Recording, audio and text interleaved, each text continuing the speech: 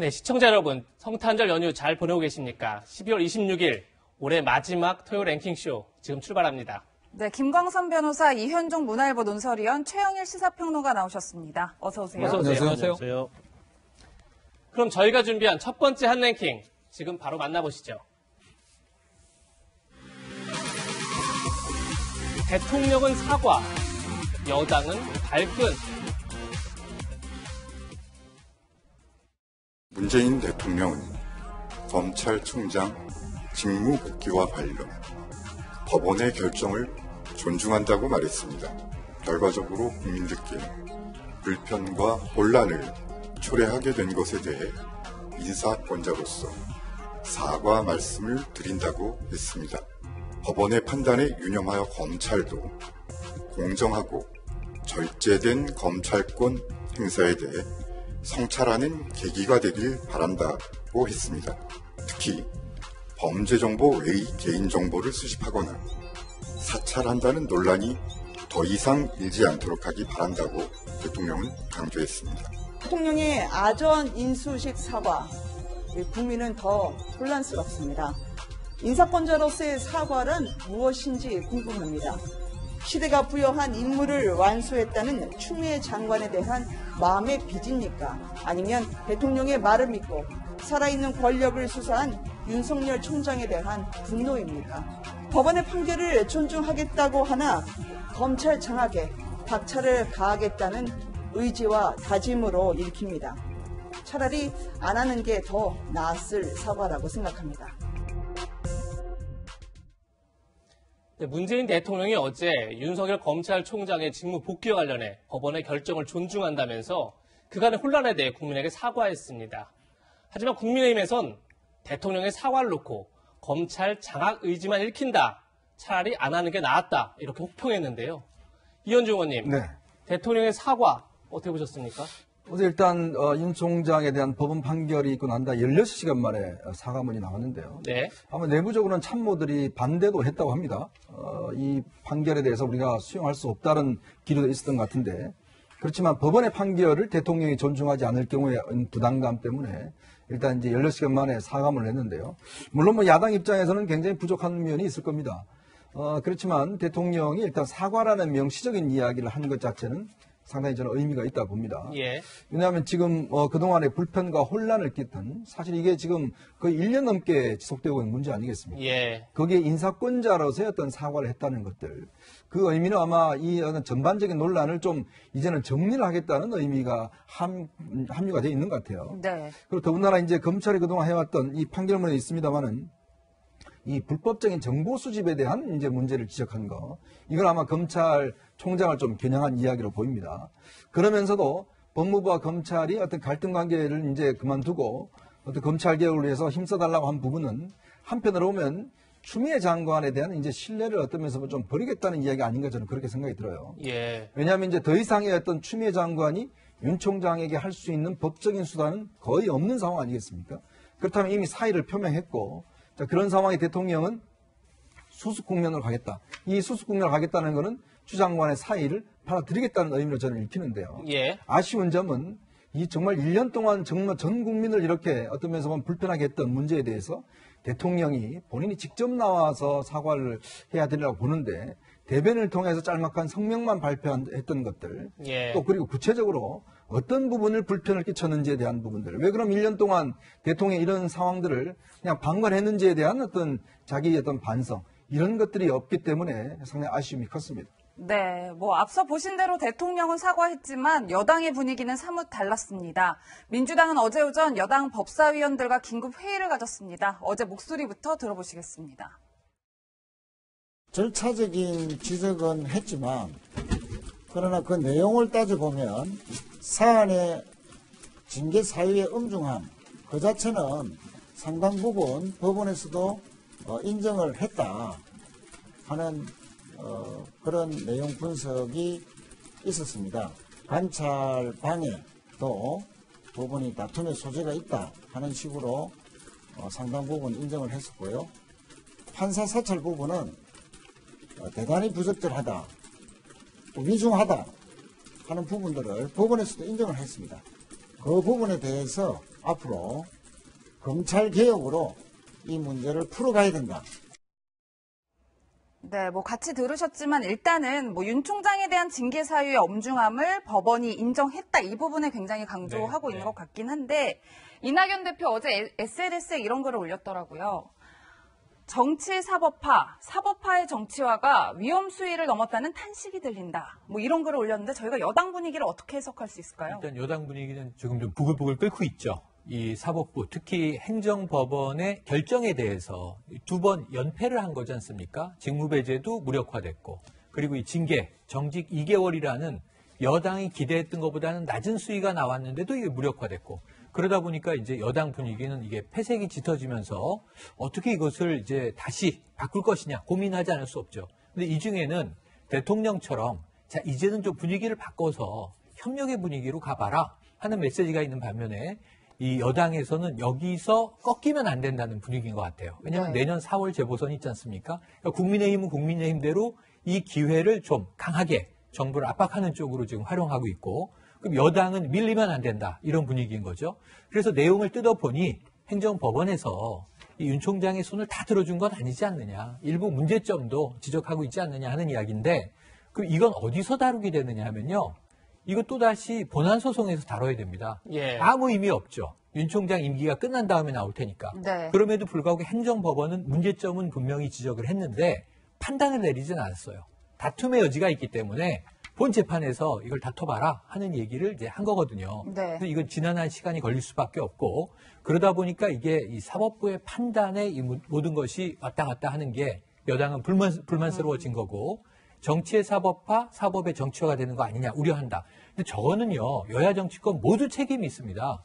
왜냐하면 정치로 못 풀고 여당, 야당 서로 고발전만 벌이고 있거든요. 그러니까 정치가 해결을 못하니까 법원이 해결해 주십시오라고 들고 간 게 누구냐? 정치인들이에요. 그래서 저는 저 여당의 비판은 상당히 일리가 있다라고 봅니다만, 그 책임은 여야 모두 정치권에 있다. 그러니까 법이 어떻게 모든 걸 다 풉니까? 그러려면 법이 엄청나게 촘촘해져야 되는데 세상이 엄청난 속도로 바뀌잖아요. 그러니까 법이 해결 못하는 걸 해결하라고 정치가 있는 건데, 이 정치권이 그동안 사법부의 판단에 매달렸던 것을 이번 기회에 좀 서로 반성하고 앞으로는 정치를 복원하는 기회가 되기를. 그래서 이제 여야 간에 서로 갈등 벽돌보다는 또 협치로 돌아가야 되는데 새해가 오지 않습니까? 예. 새로운 반성과 성찰의 계기가 되기를 기대해 봅니다. 네. 예.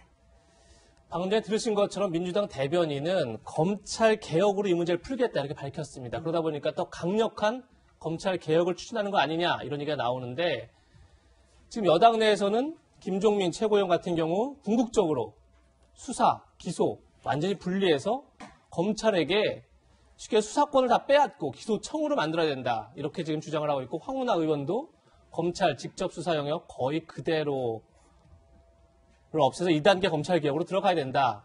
거의 이제 직접 수사를 못하게 해야 된다 이런 주장들이 나오고 있습니다. 네. 김광삼 변호사님, 여권에서는 아예 검찰의 직접 수사권을 빼앗는 검찰 개혁 시즌 2를 추진하겠다 이런 주장이 나오는데 어떻게 보십니까? 저는 그럴 가능성이 좀 높다고 봐요. 그러니까 사실 이제 수사와 기소 분리에 대해서 현 정부나 여권은 뭐 수사 기소를 분리하겠다 그런 입장이었어요. 그런데 사실 이걸 시간을 두고 어떻게 보면 TF 또 여러 가지 뭐 공청회를 거쳐서 단계적으로 추진하겠다 그런 취지였거든요. 지금까지 논조는. 그런데 사실 윤석열 총장에 대한 징계가 불발되면서 이걸 그대로 진행하겠다 그런 취지인 것 같아요. 그런데 검찰의 어떤 수사 기소 분리는 이게 엄청난 국가의 제도에 가는 거고요. 또 국민에게 엄청난 영향을 끼치는 그런 제도입니다. 그런데 본인들이 추구하는 어떤 징계, 윤석열 총장의 사퇴가 이루어지지 않는다고 그래서 이걸 마치 보복 차원에서 제도를 개혁하려는 느낌을 지울 수밖에 없어요. 예. 그럼 이게 과연 굉장히 174석간이 여당으로서 할 일이냐, 이제 그런 부분 문제가 있다고 보고요. 그다음에 또 하나는 사실 이제 검찰 개혁이라는 것 자체가 대통령 선거랄지, 그다음에 지방선거, 총선에서 엄청난 영향을 줬어요. 그리고 거기에 대해서 국민들이 많은 박수를 보냈지 않습니까? 그런데 지금 검찰 개혁의 방향을 보면 기승전 검찰 개혁이에요. 이게 뭔가 문제만 생기면 모든 걸 검찰 개혁으로 이걸 가지고 가려고 하는 그런 것들을 과연 국민들이 동의할까 이런 좀 생각이 들고요. 또 한 가지 마지막으로 하고 싶은 말은 지금 여권은 어떻게 보면 징계기관처에 비유한다고 하면 엄청난 속도로 달려가고 있는 증기기관차로 저는 봅니다. 네. 예. 그런데 우리가 기차도 타고 가면요. 지반이 약한 데 있어요. 그런 데는 속도를 줄이고 천천히 가야 하거든요. 커브길 있습니다.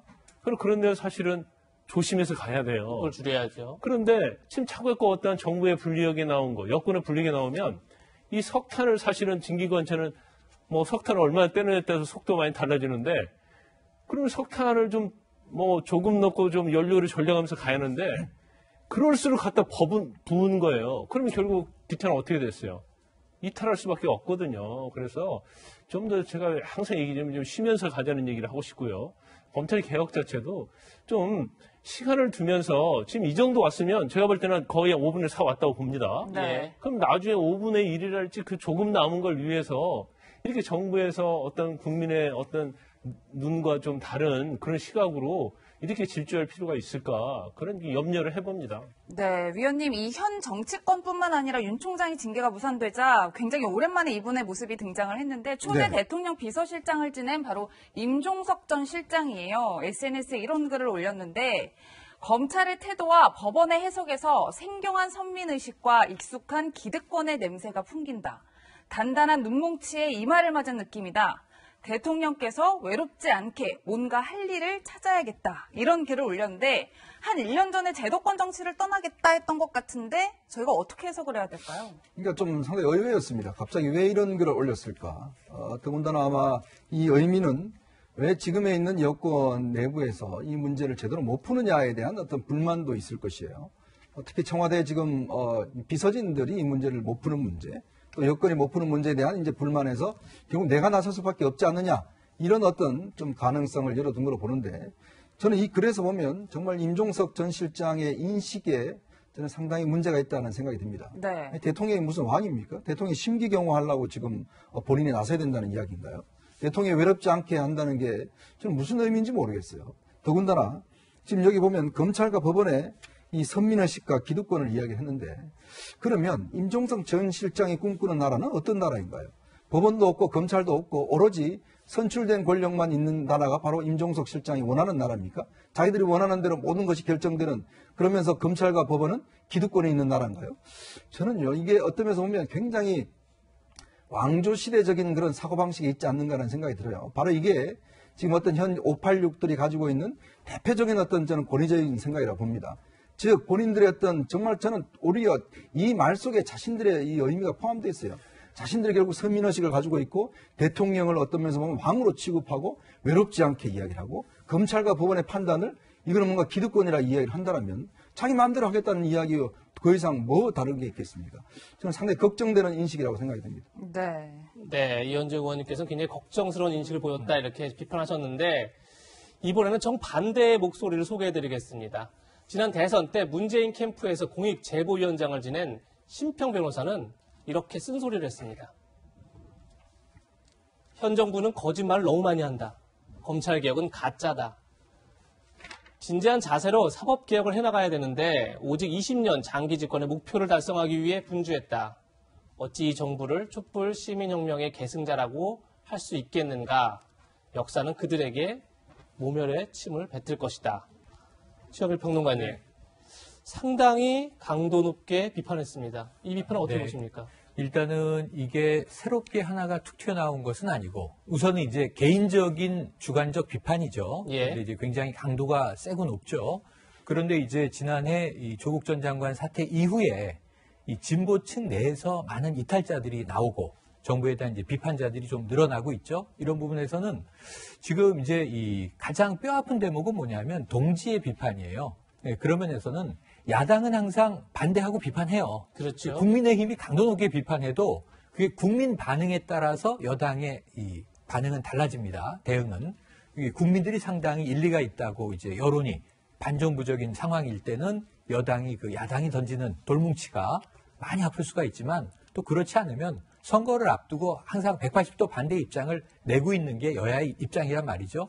그런데 이렇게 내부의 한 배를 탔던 동지들이 다른 목소리로 비판을 할 때는 이게 좀 여론의 반향도 커지고요. 또 언론에도 지금처럼 이렇게 많이 회자가 되게 되고요. 인용이 되게 되고요. 그러다 보니까 이제 지난해는 이 진중권 전 동양대 교수의 어떤 이제 비판과 반격부터 시작해서 흐름이 만들어지고 있는데 저런 부분들에 대해서 이 여권이 의연하기 위해서는 오히려 저 비판이 옳지 않다는 반증을 해야 되지 않겠습니까? 네. 감정적인 대응을 하는 것보다는 정부 여당은 집권층이기 때문에 지금 이 심평 변호사의 이야기는 아주 주관적인 평가일 뿐이고 거기에 대해서 데이터는 다른 이야기를 하고 있다라고 해서 국민 여론을 좀 이제 다독일 수 있는 반론들을 제기할 수 있어야 되는데 그렇지 못하다면 이런 흐름들이 자꾸 모이면 결국은 레임덕이 되는 것이다. 레임덕은 뭐냐면요. 이 반대층의 이 어떤 입장이 세지는 게 아니라 내부 이탈 그룹, 내부 이탈 세력이 많아지는 거거든요. 예. 지금이라도 여권은 저런 부분에 대해서 설득과 그리고 논리로 대응을 잘 해야 될 것 같습니다. 네, 변호사님 지금까지 뭐 여러 인사들의 반응들을 저희가 짚어봤는데 이번에는 이제 친문의원으로 분류되는 김두관 민주당 의원의 이야기를 좀 살펴볼게요. SNS에 이런 글을 올렸더라고요. 뭐 윤 총장에 대한 징계위를 재소집해달라. 뭐 그 사이에 국회에서 윤 총장 탄핵안을 준비하겠다. 이런 이야기를 했는데 윤 총장 탄핵 이야기가 나왔어요. 어떻게 보셨어요?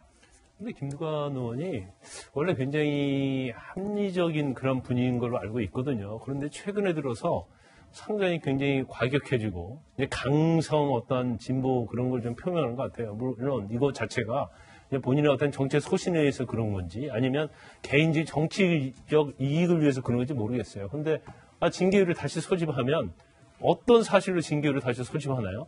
이미 법원에서 지금 재판을 하고 있잖아요.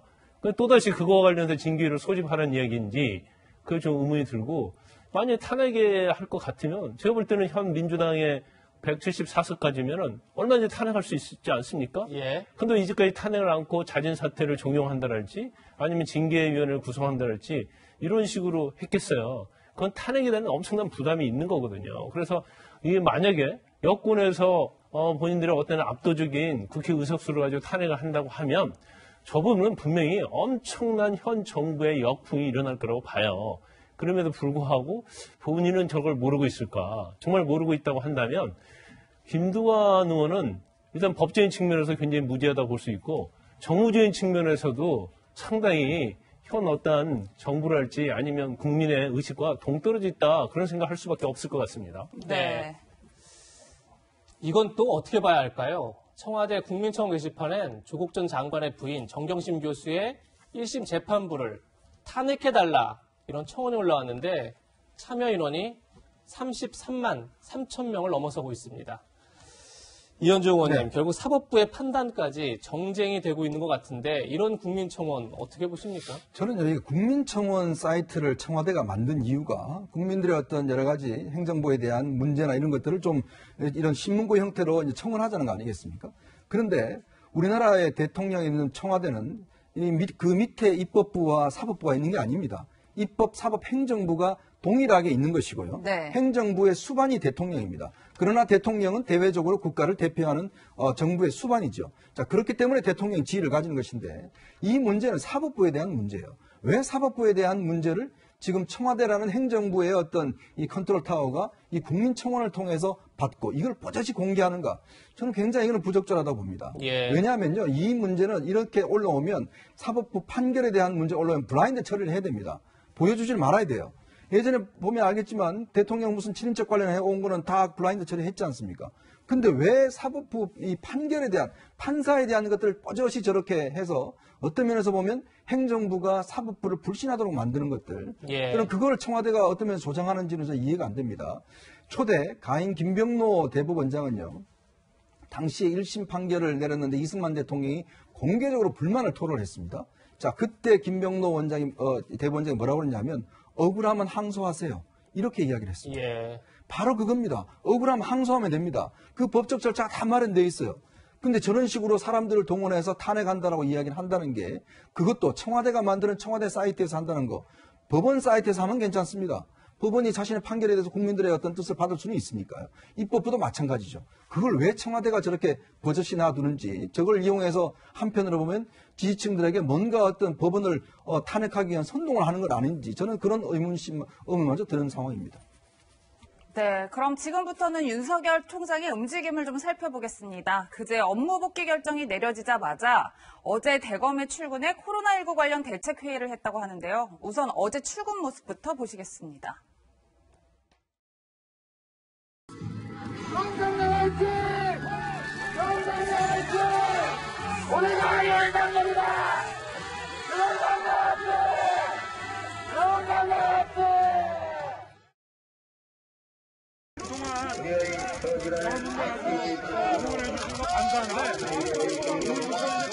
시작이 되니까 내가 나오고 너무 날씨가 추워지니까 이제 그만하셔도 제가 마음으로 감사히 받겠습니다. 네, 평론가님 이 네. 두 날의 출근길 모습이 조금 사뭇 다른데 우선 그 징계가 결정되기 바로 하루 전날인 15일 출근길 때는 네. 정문에 내려서 지지자들한테 인사를 했고 네. 또 어제는 그냥 차에 탄 채로 출근을 했단 말이에요. 뭐 어떤 의미가 있을까요? 첫 번째는 지금 날씨가 강추였어요. 영하 10도였어요. 그러니까 추우니까 들어가달라 이렇게 호소를 했는데 어제 날씨가 포근했습니다. 그래서 그런 거 아닌가 싶기도 한데 처음에는 좀 감정적인 모습을 보였고요. 이제는 사실상 이 징계 문제 다 끝난 거 아닙니까? 사실상 임기 중에는. 그러다 보니까 좀 이성적으로 돌아와서 네. 어제 저는 출근길 모습은 잘 됐다고 보는데 실무적으로 지금 어떤 다른 입장을 표하지 않고 지금 윤 총장도 부담은 크거든요. 최대한 몸을 낮춰야 됩니다. 잘 보시면은 그 두 번째 기일에서는 신문에서 대통령과 우리가 맞서는 거 아니다. 심지어는 또 추미애 장관에 맞서는 것도 아니다. 부당한 징계가 처해졌기 때문에 거기에 절차적 대응을 하는 것뿐이다. 이렇게 목소리를 최대한 낮췄어요. 그래서 9일 동안 이제 사실 정직이 유지됐기 때문에 어제는 그동안 밀렸던 업무 보고를 받고 이제 앞으로의 일을 대응하기 위한 거니까 실무적으로 대응하는 총장의 모습은 차라리 좀 옳았다 이렇게 봅니다. 네. 네. 윤 총장은 오늘도 잠시 뒤인 오후 2시경 출근할 것으로 알려졌는데요.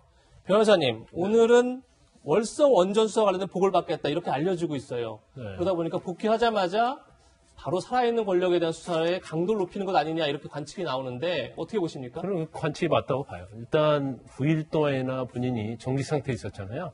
그래서 이제 검찰총장으로서 임무를 하지 못했기 때문에 밀려있는 일을 하겠다 그런 취지를 보고요. 그 다음에 윤석열 총장이 사실 이제 조 전 장관과 관련된 재판, 그리고 이번에 징계 관련 재판에서 어떻게 보면 완승을 거뒀다 이렇게 볼 수 있거든요. 그러면 본인이 이제까지 한 행위에 대해서 정당성, 명분, 이런 것에 대해서 굉장히 힘을 얻었다고 본인은 아마 생각할 겁니다. 그러면 본인은 그런 근거를 바탕으로 해서 향후에 있어서는 굉장히 좀 강경 드라이브를 걸 가능성이 크다. 그러면 현 정부나 여권에서 입장에 보면 굉장히 불편한 동거라고 볼 수 있는 거거든요. 예. 그래서 임기가 지금 7개월 남았어요. 근데 7개월 내내 아마 서로 강대강 대치가 이루어질 것이고 그것 중에 가장 중요한 부분이 바로 월성 2호 원자력과 관련된 평가, 경제성 평가에 관한 부분이 가장 중요하게 대두가 될 걸로 보입니다. 이미 공무원 3명 구속됐잖아요. 예. 그래서 이제는 이제 백운기 전 산업부 장관하고 그다음에 최희봉 현 가스공사 사장인데 그 당시 이제 청와대 비서관 했거든요. 이 두 명에 대한 수사는 할 수밖에 없고 제가 볼 때는 아마 영장까지 청구할 가능성이 크다. 네. 그러면 현 청와대 입장이나 여당 입장에서는 그 부분에 대해서 굉장히 격앙된 분위기를 보일 수밖에 없는 거고 그러면 더욱더 윤석열 총장과 현 여권 간의 거리는 멀어질 수밖에 없다 이렇게 봅니다. 예, 월성 원전 수사 관련해서는 2명이 구속되고 1명이 불구속 기소된 상태입니다. 여야의 대립이 점점 격화되고 있는데 다음 주 전국을 뜨겁게 달굴 인물들을 지금부터 만나보겠습니다. 다음 두 번째 한 랭킹은 세밋 전국 풍양계 추이현. 윤석열 검찰총장에 대한 정직 2개월 징계 효력이 정지되고 윤 총장이 복귀하면서 가장 난감한 사람은 추미애 장관이 아닐까 싶은데요. 오늘 한국일보 1면은 이런 제목을 달았습니다. 문재인 대통령 사진 위에 가시 품은 사과, 그리고 추미애 장관 사진 위에 가시방석 침묵, 그리고 마지막 윤석열 총장 사진 위에 가시밭길 귀환, 이런 제목을 달았는데요. 현재 여권에선 다음 주 초 문재인 대통령이 추 장관의 사표를 수리할 거다 이런 전망이 나오고 있습니다. 일단 국민의힘 주장부터 들어보시죠. 대통령이 인사권자로서 사과했습니다. 악어의 눈물이 아니라면 이미 사의를 표명했다는 무법부 장관의 사표를 즉각 수리하기 바랍니다. 대통령에게 추 장관 즉각 교체라도 건의해야 대통령 레임덕의 속도라도 조절할 수 있음을 더불어민주당은 깊이 생각하길 바랍니다. 기승전 검찰개혁을 내세워 국민들에게 본질을 호도하는 상투적인 수법은 더 이상 통하지 않습니다. 국민의힘은 추 장관을 즉각 경질하라 이렇게 요구하고 있는데요.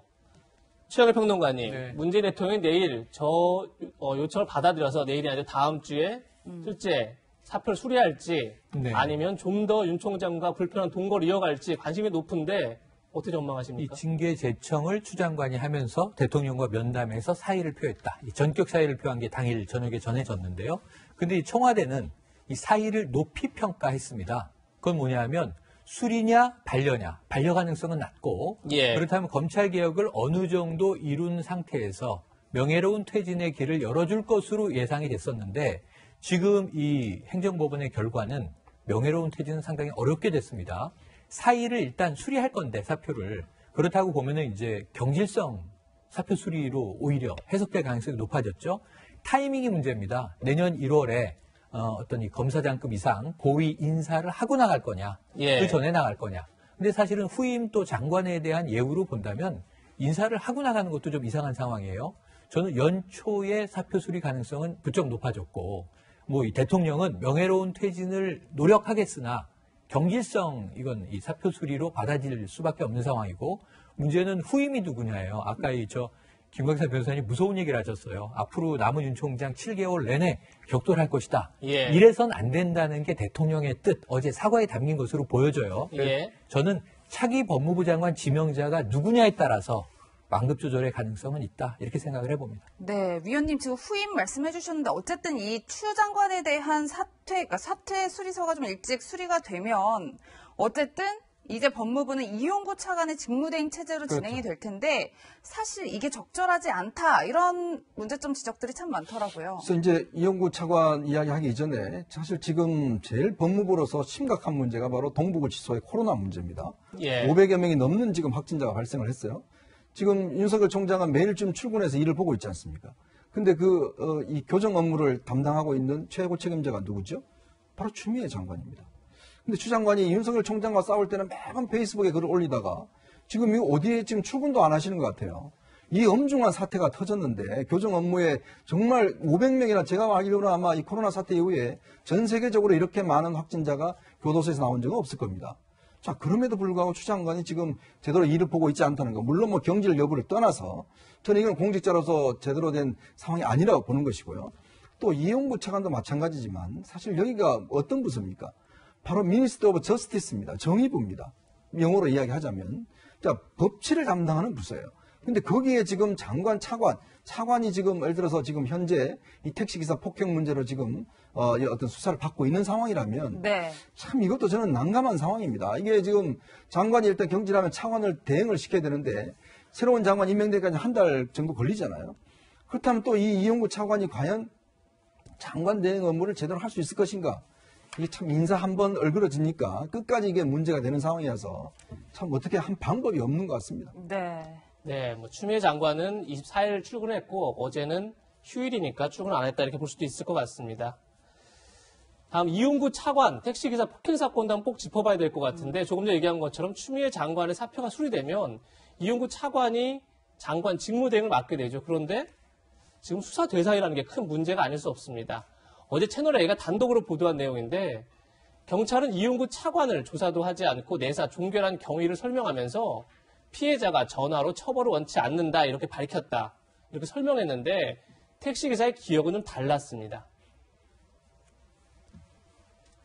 위에는 경찰의 설명이었습니다. 담당 형사에게 전화로 처벌 불원 의사표시를 지난 11월 8일 했고 그래서 그 다음 날인 처벌 불원서를 제출했기 때문에 내사 종결했다 이렇게 입장을 밝혔는데 채널A가 단독 취재한 택시기사의 설명은 경찰관의 전화를 처음 받은 건 조사 당일인 9일 오전 9시다. 따라서 8일에는 담당 경찰관에게 연락이 오지도 않았고 통화한 적도 없다. 다시 말해 처벌 불원 의사를 밝힌 적이 없다. 지금 이렇게 얘기하고 있습니다. 김광삼 변호사님, 네.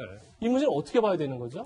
사실관계에서 지금 경찰서 말한 얘기하고 피해자 측하고 말이 틀려요. 그런데 이 중에서 보면 11월 8일 날 처벌 의사 표시를 했다 전화로. 그런데 이 택시 운전사는 11월 8일 날은 아예 통화한 적이 없다 이런 얘기를 하고 있잖아요. 네. 그런데 제가 볼 때는 피해자 말이 오를 가능성이 크다고 봅니다. 아마 경찰에서도 이 부분은 뭐 착오가 있었다 그런 취지로 얘기를 하고 있는 것 같은데 예. 결과적으로 11월 9일 날 처벌분원서 제출했는데 처음 통화한 게 11월 9일이라는 거예요.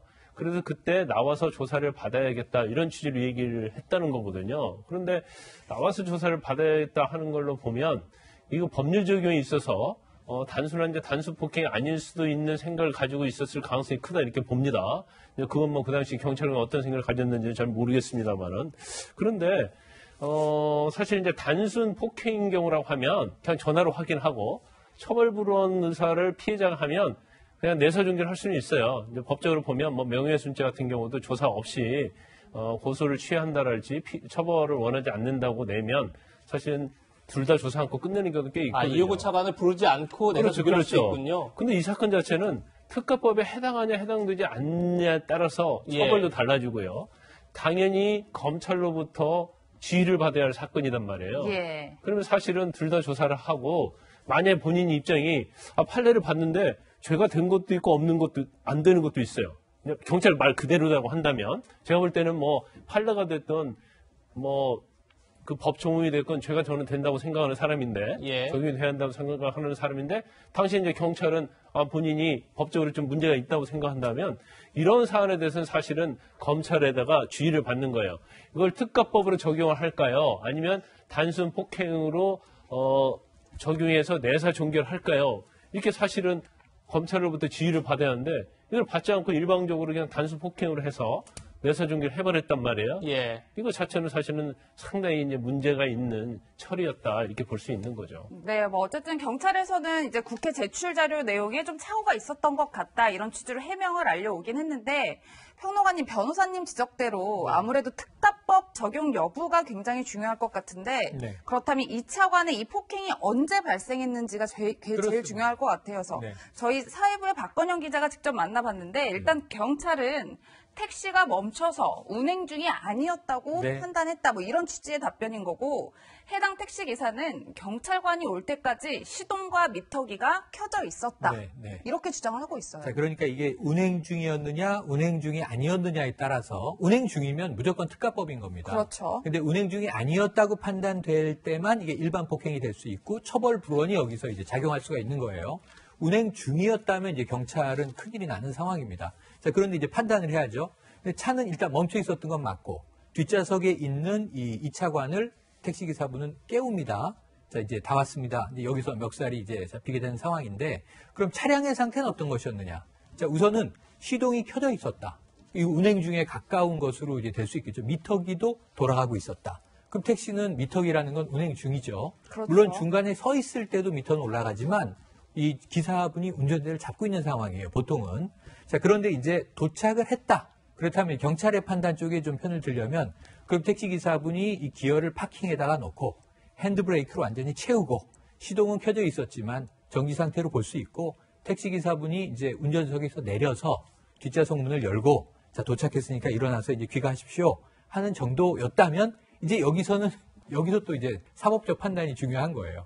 그럼 운행 중인지 아닌지를 여기서 어떻게 결정할 거냐. 그래서 이것은 상당히 좀 어려운 문제고 케이스 바이 케이스가 될 수 있다고 보는데 아까 김 변호사님이 말씀 주셨지만 이런 경우들이 통상 운행 중으로 추정된 다른 이 전례가 판례들이 있다는 거죠. 네. 그렇다면 상당히 이 검찰의 해명이 좀 궁색해질 수 있는 여지가 있지 않느냐. 경찰의 해명. 이렇게 근데 보여집니다. 법적으로 간단히 말씀을 드리면요. 사실 시동이 켜져 있냐 켜져 있지 않느냐 중요하지 않아요. 네. 뭐 시동이 꺼져 있다 하더라도 정찰에서 시동을 끌 수 있는 거거든요.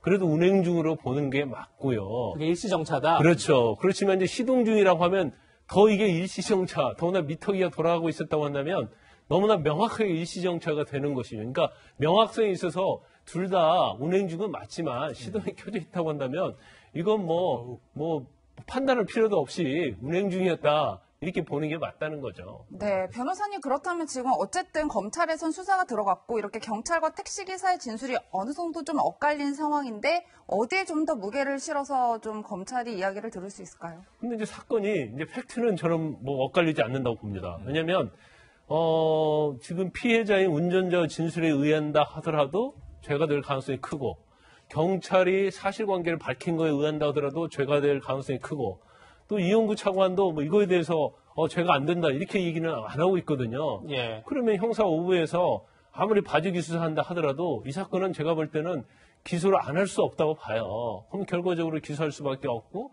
결국 법원에서 어떤 판단을 내리느냐 그걸 저희가 주목하면 된다고 봅니다. 네. 네. 피해 택시기사는 채널A 취재진에게 합의를 했더라도 죄가 없어지는 건 아니다. 이런 말을 남기기도 했습니다. 직접 들어보시죠. 그 사람들처럼 어떻게 하냐고 이게 한번 풀다가 다시 다르면 그러니까 그 거기에 붙여갖고 다치셔도 정말 죄송하고 정말 다행입니다. 잠을 못 잤단 말이에요. 문제는 크기다 뭐 이런 건 CCTV 가릴 필요 없이 그 법에게 처벌을 해야 된다.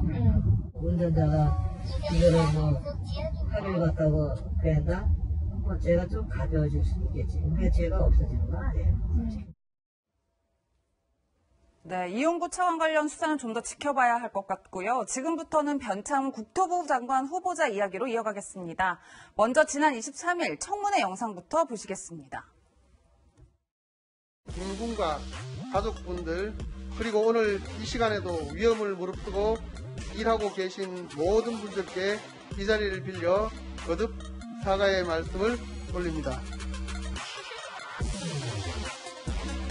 김군이 실수로 죽었습니까? 후보자님. 네, 아닙니다. 여성인 경우에 이제 과장이라든지 이런 것들 때문에 아침을 같이 먹는 건 아주 조심스러운데 여성에 대한 편견을 조장할 수 있는 그런 우려가 있는 느낌이 있어서요. 취지가 그게 아니었다는 말씀드리고 좀 유감합니다. 네, 위원님 변 네. 후보자의 답변 다 같이 들으셨는데 일단 여당에서는 다음 주 중에 청문 보고서를 채택하겠다 이런 입장인데 어떻게 보세요? 뭐 지금까지 24번이나 했는데 한 번 더 한다고 해서 뭐 차이 나겠습니까? 사실 뭐 문재인 정부 들어서 지금 24번이나 장관급에 대해 청문보고 채택 없이 임명해 왔잖아요. 참고로 노무현 정부 때는 3번 했습니다. 예. 자, 그런 걸로 보면 역대 정부에 가장 많은 지금 청문보고서를 여야 합의 없이 채택했고 또 그 임명을 했는데요. 거기에 뭐 한 명 플러스 하나 안 하나 뭐 마찬가지로 저는 생각이 들고. 그런데 과연 지금 변창흠 후보자 얼마나 능력이 뛰어난지 저는 모르겠어요. 근데 과연 이분이 가지고 있는 철학과 어떤 면에서 보면 뭐 여성관이라든지 이런 등등의 것들이 과연 이 정부가 표방하고 있는 국정 철학과 맞습니까? 사실은 그동안 문재인 정부 들어서 협치를 해야 된다, 탕평을 해야 된다 이야기할 때 무슨 이야기를 제일 먼저 하냐면 국정 철학이 맞지 않다는 이야기를 했어요. 예. 그 국정 철학이 가장 탑에 있는 게 뭡니까? 사람이 먼저가 아닙니까? 자, 그러면 변창흠 후보자는 그 국정 철학과 맞는 분인가요? 저는 그런 면에서 답을 해줘야 된다는 생각이 듭니다. 뭐 김종민 최고위원은 아니 술 취해서 깨우면 그럴 수도 있다라고 뭐 이야기 등등 하고 이런 여러 가지 문제에 대해서 이야기하는데 저는요 정말 변창흠 후보자가 정말 이 정부의 어떤 얼마나 이 정책에 있어서 어떤 맞는 것인지 이런 부분들을 한번 따져보고 저는 결론을 내려야 되지 않을까 그런 생각이 듭니다. 예. 김종민 최고위원이 술 취해서 깨운다 그건 제가 이용구 차관에 차관이죠. 대해서 했던 얘기죠. 네. 예, 다음 주 추미애 장관의 거취 그리고 변창흠 후보자의 거취 굉장히 관심이 높은데 문재인 대통령이 어떤 결정을 할지 한번 지켜보겠습니다. 그럼 저희가 준비한 세 번째 한 랭킹 지금 만나보시죠. 세 번째 한 랭킹은 역대 최다 크리스마스의 악몽. 오늘 0시 현재 국내 코로나 신규 확진자는 1,132명입니다. 어제는 1,241명으로 역대 최고치를 기록했는데요.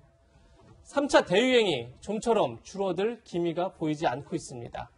일주일간 하루 평균 확진자가 1,000명을 넘어선 가운데 정부는 내일 사회적 거리두기 3단계 상향 여부를 결정하겠다 이렇게 밝혔습니다. 수도권 2.5단계, 전국 2단계에 해당되는 부분이 다음 주 월요일 날 이제 종료가 되는 것이기 때문에 이번 주 일요일 날 중대본 회의를 통해서 그 부분이 어떻게 조치가 취해질지에 대한 논의를 해서 별도로 안내를 드릴 예정입니다. 네, 최영일 평론가님, 3단계 격상 여부를 내일 논의해보겠다 이렇게 좀 밝혔는데 네.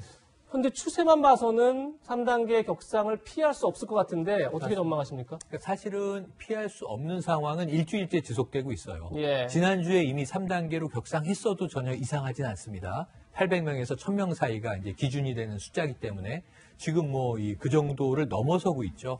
그래서 어제 1241명은 역대 최다 확진자고요. 예. 오늘만 해도 그럼 세 자리가 되겠는가? 주말이 이제 연휴가 이어짐에도 불구하고 지금 32명까지 갔습니다. 국내만 해도 이제 1104명입니다.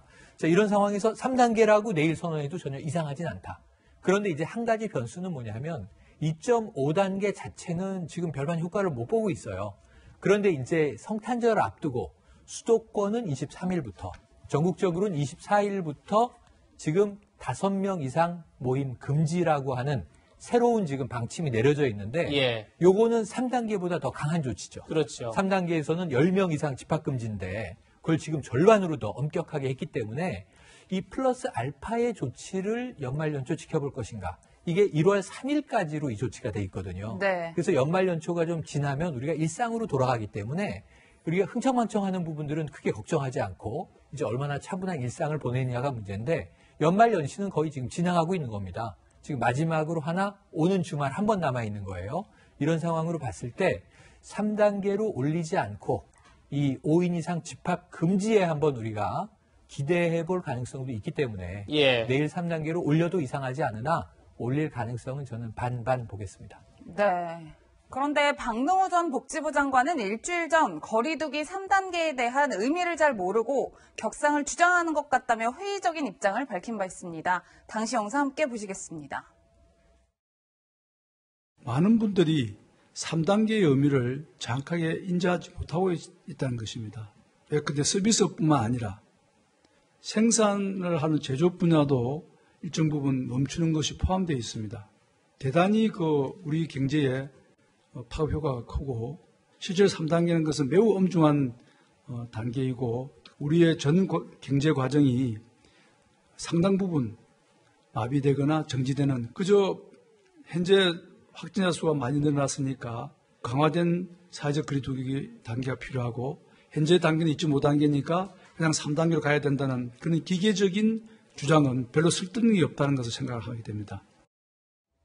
네, 위원님 저희 다 같이 들으셨지만 3단계의 의미를 정확하게 인지하지 못하고 있다. 기계적인 주장은 별로 설득력이 없다. 이런 말씀하시는데 저희가 어떻게 받아들여야 될까요? 저희 토요 랭킹쇼에 출연했던 많은 전문가분들이, 감염병 전문가분들이 이야기를 예전에 했습니다.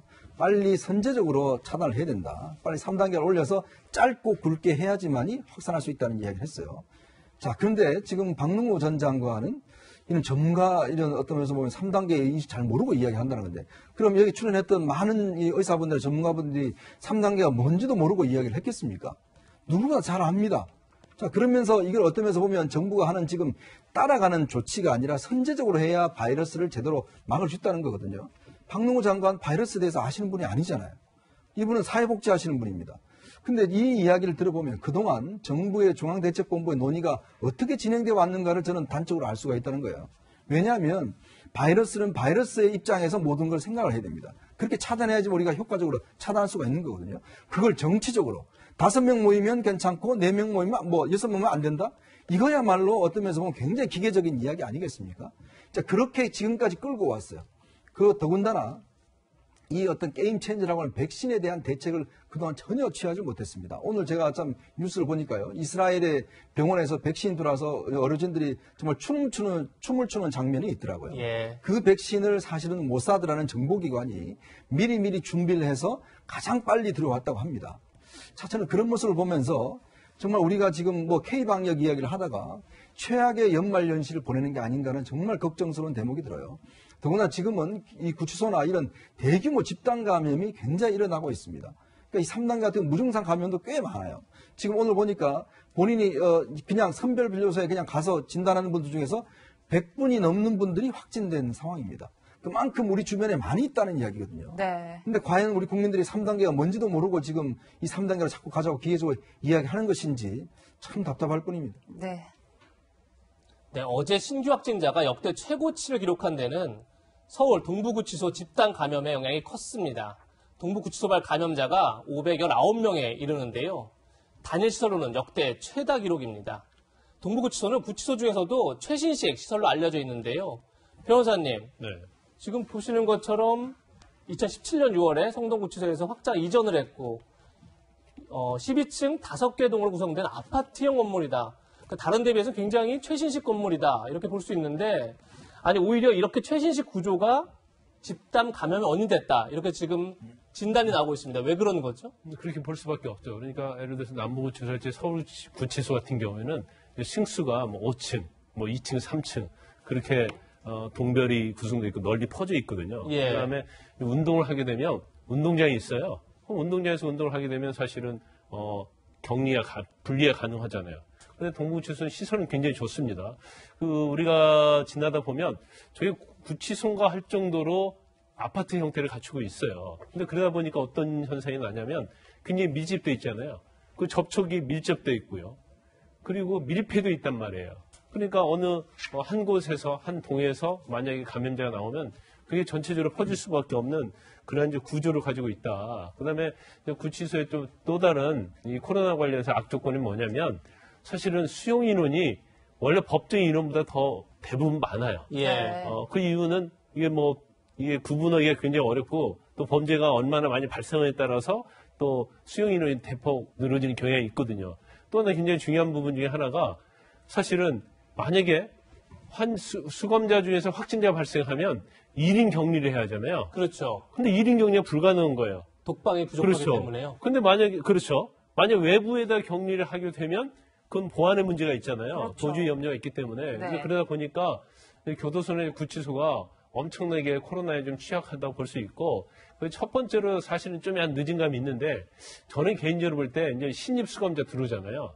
그럼 반드시 격리시키고, 근데 지금 격리만 시킨 걸로 끝나거든요. 근데 그 사람에 대해서 사실은 검사를 해야 하거든요. 그래서 확진 반응 검사를 해봐야 하는데, 이제까지 어떤 시스템은 그런 거 하나도 없이 그냥 격리만 시켰다가, 문제가 없어? 그러면 사실은 수감하는 방에다 들여보내니까, 결과적으로 무증상이 있는 경증 환자들이 결과적으로 이렇게 많이 퍼뜨리지 않았을까 그런 생각을 해볼 수 있어요. 네, 지금부터 저희가 영상을 좀 하나 보여드릴 텐데요. 영상 함께 보시겠습니다. 네, 지난 20일 이제 동부구치소의 모습인데요. 수용자들이 이렇게 보시는 것처럼 수건과 손을 흔들면서 살려달라고 외치는 모습입니다. 이제 상황이 이렇다 보니까 방역 당국은 수용자들을 외부 시설로 옮기는 방안을 검토 중이다라고 밝혔는데요. 그 목소리 들어보시겠습니다. 1차 때는 별개의 동에 생활치료센터 형태로 관리를 했었는데 2차 전수검사에서도 많은 이제 확진자가 나와서 지금 법무부와 두 가지 방향에서 같이 논의를 하고 있습니다. 별개의 어떤 새로 신규로 만들어지는 구치소에 넣는 방안, 그리고 생활치료센터로 지금 이제 비어있는 생활치료센터들이 있습니다. 그래서 그쪽으로 입소를 시키는 방안, 그게 두 가지 방향에서 지금 현재 실무적으로 지금 논의를 하고 있고. 네, 지금 논의 중이라고는 하는데, 확진 판정받은 수용자 한 400여 명을 경북의 한 이제 구치소로 좀 이송한다, 이런 이야기가 나오고 있는데, 만만치 않은 이송 작업이 될 것 같아요. 그렇습니다. 이게 지금 경기 북부 2교도소라는 게 예전에 청송감호소라는 데입니다. 이제 보호관찰 제도가 있을 때 그때 운영하는 곳인데요. 이쪽으로 지금 한 400~500명을 이제 대규모로 이동한다는 것인데, 지금 보니까 교도관들도 상당히 지금 패닉 상태인 것 같아요. 이 가게 되면 전부 다 이제 방호복을 입고 이제 관리해야 되는 상황이고. 그렇죠. 그리고 이게 코로나 초기에 사실 해외에서 이 구치소나 교도소의 대규모 감염 사례가 많았습니다. 근데 어떤 면에서 보면 지금 제가 어제 보도 듣기로는 그동안 이 수감자들한테 주로 면 마스크를 지급했다고 하더라고요. 보안상의 이유로 했다고 하는데 그건 왜 그런지는 모르겠어요. 방역 마스크가 네, 면 최근에 이제 예. KF8094를 뭐 지급한다고 이야기를 하고 있는데. 예. 자, 그렇다면 미리 이 구치소 같은 경우는 아시겠지만 한 방에 한 10명 이상씩 이제 집단으로 거주를 하고 있습니다. 하루 종일 같이 있어요. 네. 운동할 때도 이제 같이 나가서 하고. 그러니까 한 명만 걸려도 하고 또 이 교동안들이 수시로 이제 접촉을 하기 때문에 실제로 이게 전파되기가 굉장히 좋은 지역입니다. 그렇다면 뭔가 특별한 대책을 그동안 강구를 했어야 되는데 지금 서울서도 일부 발견이 됐고 하지만 이게 지금 사실은 과연 동부시도만 그럴 것이냐도 문제가 있어요. 또 옮긴다 하더라도 과연 지금 의료 인력이 제대로 지금 거기에 투입이 돼서 할 수 있을 것인가 이것도 좀 걱정스럽습니다. 사실 여기에 지금 구치소에 있는 가족들이나 이런 분들 같은 경우에 굉장히 걱정이 크거든요. 그렇죠. 저는 이걸 아까도 제가 말씀드렸지만 사실 이 교정본부를 통할하는 게 법무부입니다. 법무부가 이걸 앞장서서 지금 해야 되는데 그래서 지금 추미애 장관은 뭐 오늘 어제 출근도 안 하셨다니까 이런 것들을 좀 장관이 직접적으로 나서서 좀 하셔야 되는데 되게 아쉽습니다. 네. 정부는 연말 연시를 맞아 코로나 확산세를 막고자 주요 관광지를 폐쇄하는 등 특별 방역 대책을 내놓았습니다. 과연 그 현장은 어떨까요? 관련 리포트 보고 오겠습니다. 커피거리로 유명한 강릉 안목해변. 도로와 주차장이 차량들로 꽉 찼습니다. 강릉 주요 해변 8곳은 내년 1월 3일까지 폐쇄됐지만 성탄 연휴를 즐기려는 관광객들이 몰린 겁니다. 이곳 안목해변에는 보시는 것처럼 출입 통제선이 설치되어 있는데요. 하지만 일부 관광객들은 통제선을 넘어 해변을 드나들고 있습니다. 통제선만 설치하고 관광객 자율에 맡겼기 때문입니다.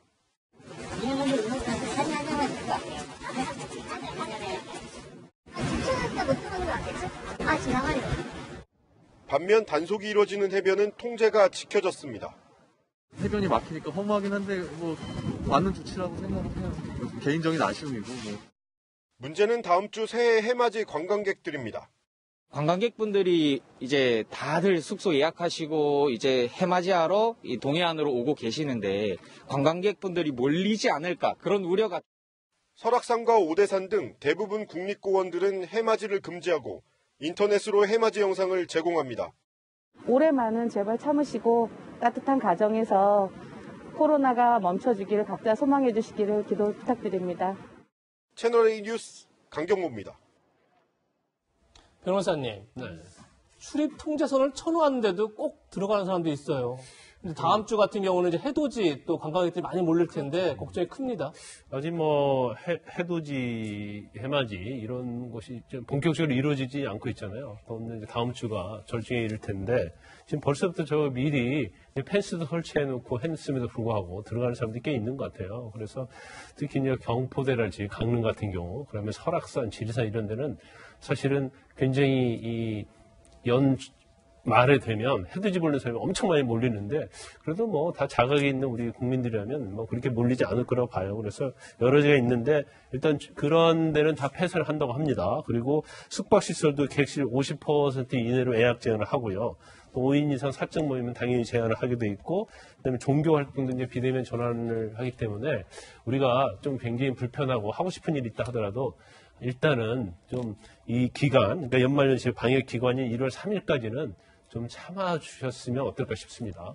네, 이런 가운데 또 하나의 큰 우려가 있습니다. 영국에서 발견된 것으로 알려진 코로나19 변이 바이러스가 이웃나라인 일본에서도 발견됐다는 소식입니다.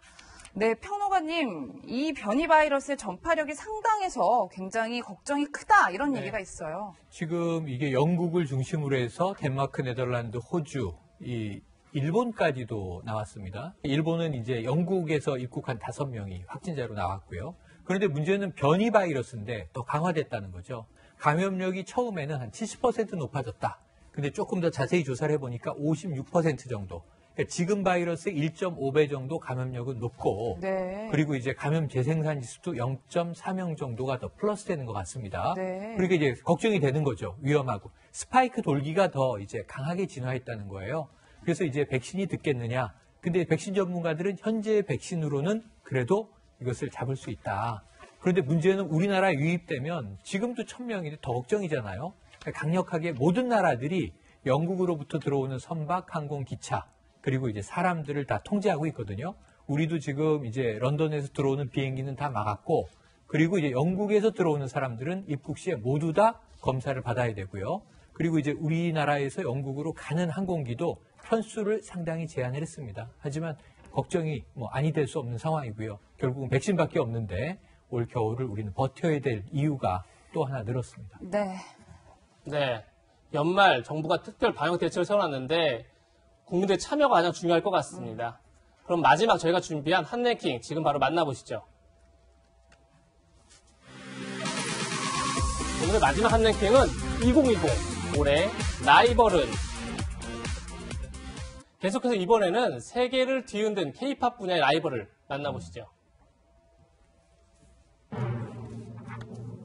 세계를 누빈 K-팝 BTS 대 블랙핑크입니다. 올해는 그 어느 때보다도 세계 음악 시장에서 K-팝의 성장세가 눈부셨는데요. 그 중심에 방탄소년단과 블랙핑크 이 두 그룹이 있습니다. 먼저 BTS는 한국 가수 최초로 미국 빌보드 싱글 차트 핫100 정상에 올랐는데요. 지난 9월 다이너마이트로 2주 연속 1위에 올랐을 때와 그래미 후보 선정 당시 기뻐했던 멤버들의 모습 만나보시고 이야기 나누겠습니다.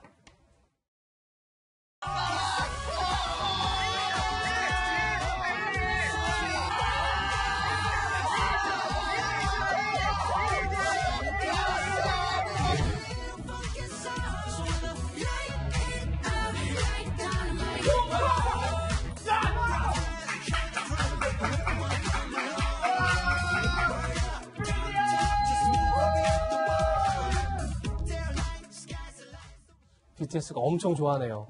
근데 다이너마이트 뮤직비디오가 7억 뷰를 넘었다 이런 말도 있고 그야말로 K-팝의 최고를 보낸 게 아닌가 싶은데 위원님 어떻게 보셨습니까? 그러니까 국내적으로는 뭐 트롯 열풍이 원래 불었지만 전 세계적으로 보면 정말 BTS 열풍이라고 할 만큼 그렇네요. 정말 BTS가 지금 빌보드 차트 뭐 싱글에 1위 하기도 하고 이것 때문에 사실 국내적으로 병역법도 바뀌었지 않습니까? 지금 선셋까지 연장해주는 사실 우리나라 어떤 뭐 한국어로 물론 뭐 영어로 만든 노래도 1등을 했지만 한국어로 만든 노래가 전 세계인들에 불렸다는 거 저는 이건 어마어마한 정말 문화적 충격이라고 봅니다. 또 우리의 자부심이라는 생각이 들고 그리고 또 하나는 뭐냐면 BTS가 단지 노래를 잘하기 때문에 인기 있는 것도 아닙니다. 정말 소통을 잘한다는 거거든요. 아시겠지만 ARMY라는 그 전 세계에 퍼져 있는 이 BTS의 팬클럽 바로 이 사람들이 어떤 면에서 보면 정말 아주 탄탄하게 뭉쳐져 있거든요. 그건 뭐냐면 이제는 어떤 한 명의 스타가 잘해서 그 어떤 팬들이 따라가는 게 아니라 끊임없이 팬들과 소통하고 그 소통의 어떤 결과물로 ARMY라는 전 세계적인 어떤 팬덤이 형성이 됐고 이 팬덤이 좋은 현상, 즉 세계적으로 기부도 하기도 하고 좋은 일에 많이 나서기도 하고 저는 이 현상은 지금까지 봐왔던 것과는 전혀 다른 양상으로 하고 있기 때문에 사실 예전에 어떤 인기 있었던 그런 아티스트와는 좀 차원이 다르다. 저는 그렇게 평가를 하고 싶습니다. 네, 평론가님 이렇게 BTS가 남자 가수의 대표라면 사실 여자 그룹 가수로는 블랙핑크도 굉장했잖아요, 인기가. 네네. 줄여서 이야기하죠. 불핑이라고 하죠. 불핑. 네. 팬들은 불핑 이렇게 부릅니다. 블랙핑크도 세계적인 지금 글로벌 걸그룹.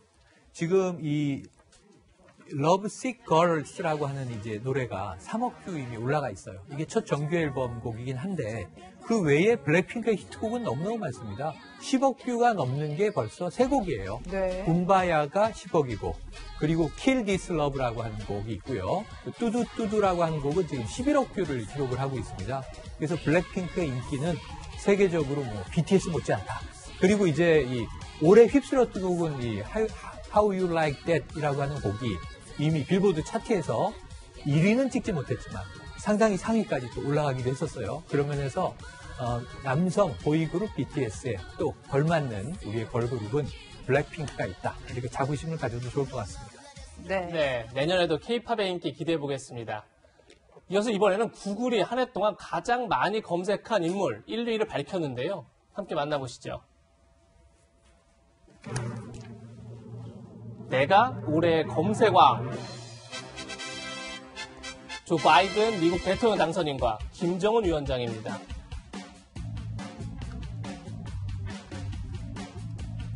이현종 의원님. 네.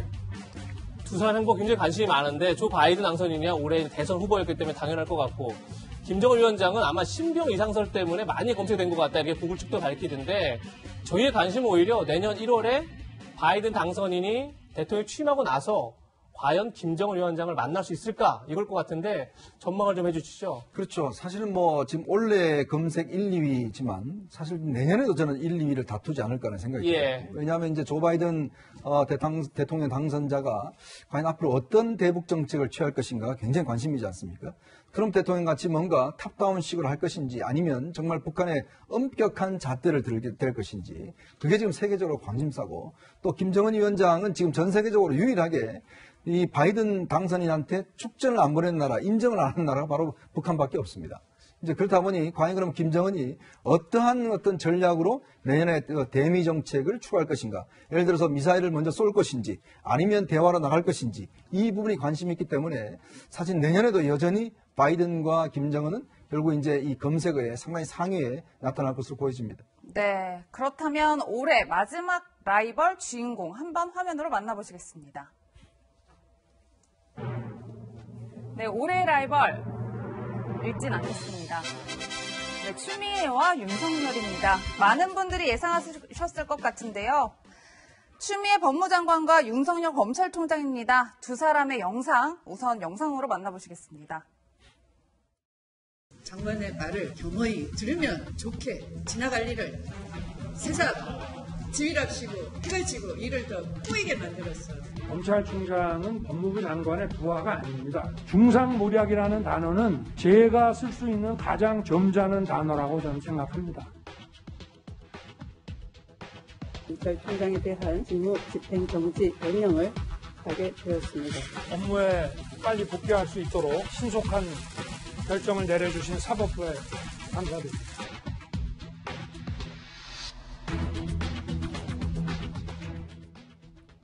네, 추미애 장관과 윤석열 총장 올해 토요 랭킹쇼도 가장 많이 다룬 인물이 아닐까 싶은데 그렇죠. 자, 지금부터 세 분께 마지막 2021년을 맞아서 세 분의 새해 바람을 한 말씩 짧게 듣겠습니다. 지금 한 2분 정도 남았기 때문에 최영일 평론가님부터 한 말씀 부탁드립니다. 네. 일상의 행복이 다시 돌아오는 한 해가 됐으면 좋겠습니다. 끝입니까? 네. 너무 잃어버린 게 많았잖아요. 맞습니다. 2020년에. 이현주 의원님께서는 내년 바람이 있다면 좀 친구들 만나볼 수 있는 시간을 가졌으면 좋겠다는 생각이 들어요. 저도 뭐 똑같은 일상의 회복인데요. 그동안 이 코로나 사태를 겪으면서 우리가 평범하게 그냥 내 주변에 공기처럼 있었던 게 얼마나 소중한지를 지난 1년 동안 정말 절감하는 것 같습니다. 그 소중한 것들을 좀 내년에는 다시 되찾고 지켜낼 수 있는 시간이 되었으면 좋겠습니다. 네. 저는 이제 코로나는 이제 두 분이 말씀하셨기 때문에 이제 예. 정치적으로 좀 안정이 되면 좋겠어요. 정치적 안정이요? 예. 너무 국민에게 스트레스를 주는 그러한 정치를 안 했으면 좋겠고 여당이 됐건 야당이 됐건 어떤 국민의 눈높이에 맞는 말을 좀 해주면 좋겠고 또 서로 협의해서 끌어가는 정치를 좀 해주면 좋겠습니다. 그리고 그래서 이제 토요일 기치에 나오면 양당, 여당, 야당 다 좀 칭찬하는 말로 방송을 시작하는 그러한 방송이 됐으면 좋겠어요. 한 해가 됐으면 좋겠습니다.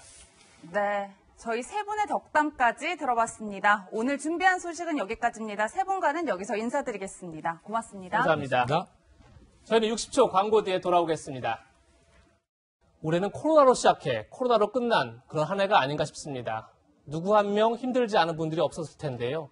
그래도 내년에는 올해보다 훨씬 나아질 거라 기대해 봅니다. 네, 올해도 토요 랭킹쇼를 아껴주신 시청자 여러분께 진심으로 감사드립니다. 내년에도 토요일 낮 12시 10분 어김없이 찾아뵙겠습니다. 시청해주신 여러분 고맙습니다.